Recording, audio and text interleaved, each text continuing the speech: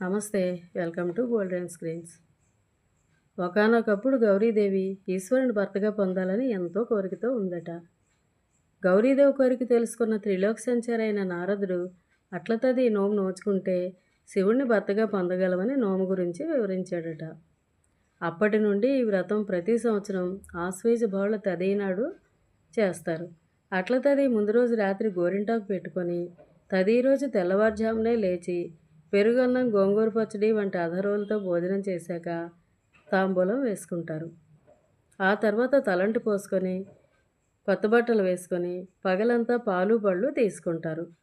సాయంత్రం గౌరీ పూజ చేస్తారు.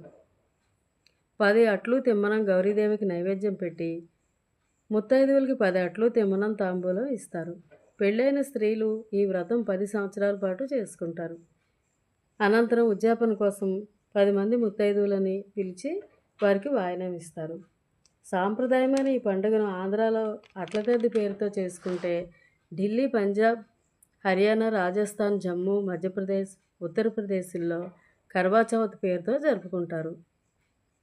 పెళ్ళైన స్త్రీలు భర్త దీర్ఘాయుష్య కోసం ఈ కర్వాచౌత్ ఎంతో భక్తితో చేస్తారు.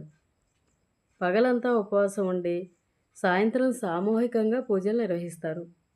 జల్లెడ రంధ్రాల్లోంచి చంద్రుడిని దర్శించిన అనంతరం ఆయా ప్రాంతాల వారి ఆహార పదార్థాలను భుజిస్తారు.